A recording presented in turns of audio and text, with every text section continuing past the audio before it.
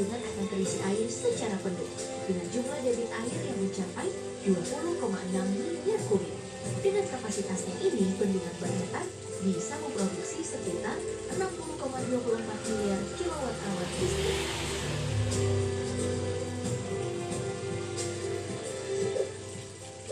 Untuk membuat bendungan yang super megah tadi, semua hal dimulai dengan sebuah penggalian yang sangat rumit karena ada beberapa tahap. Tahap pertama adalah membuat terowongan pengalihan untuk arus dari sungai. Hal ini dilakukan agar tempat pengerjaan dari bendungan bisa dikosongkan dari air dan melancarkan pekerjaan bendungan. Biasanya pembuatan terowongan ini melibatkan peledak untuk memudahkan pekerjaan. Hal ini bakal terus dilakukan hingga ujung terowongan. Nah, untuk memperkuat terowongan ini, tiap inci dari bangunan bakal dibeton supaya mampu menahan debit air dari sungai Jingsa. Setelah penggalian terowongan untuk mengalihkan arus sungai, pembangunan bendungan pun akan terus dilanjutkan. Sekarang, penggalian dilakukan di pinggiran sisi dari bendungan. Bisa kita lihat kalau sisi dari bendungan ini terkikis dengan rapi. Nah, potongan rapi ini tuh tentu dibuat dengan perhitungan yang sangat matang.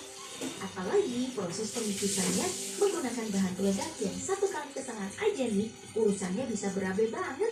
Pengikisan ini bakal terus dilakukan sampai lapisan batuan mapuk habis dan tidak tersisa dengan menggunakan bahan peledak.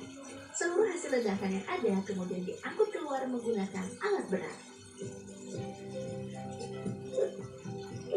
Setelah proses penggalian dua tahap tadi selesai, maka sekarang tidak ke tahap pembangunan bendungan. Hal pertama yang dibangun tentu saja adalah fondasinya dulu. Pembangunan fondasi ini terbagi menjadi dua, mulai dari pemasangan rangka dan juga pengecoran. Biasanya pembangunan bendungan megah seperti Bahetan ini menggunakan beton suhu rendah. Pemilihan beton tersebut dikarenakan spesifikasinya yang lebih rapat. Jadi, kebocoran karena retakan kecil bisa dihindari karena partikel semennya rapat banget. Keberadaan beton suhu rendah ini emang menjadi salah satu pengembangan terbaik di dunia konstruksi. Ya, karena bisa kita bayangin kalau bendungan raksasa punya retakan kecil, jelas bendungan bisa hancur dan mencelakakan banyak orang. Kalau fondasinya udah selesai, kita pindah ke bangunan utamanya untuk membuat bendungan beton ini merekat kuat di kedua sisi daratan. Pertama-tama, kedua sisinya dijebol dulu sedikit miring. Nah, nantinya jebolan di dinding daratan ini bakal jadi penjepit bagi struktur bangunan utama supaya bisa menahan debit air dengan sempurna. Jika pengaitnya udah selesai, maka pembangunan bendungan bisa dimulai dengan aman.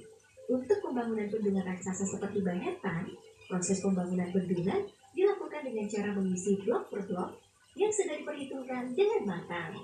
Cara ini emang kelihatan ribet, tapi jadi yang paling efektif karena memberi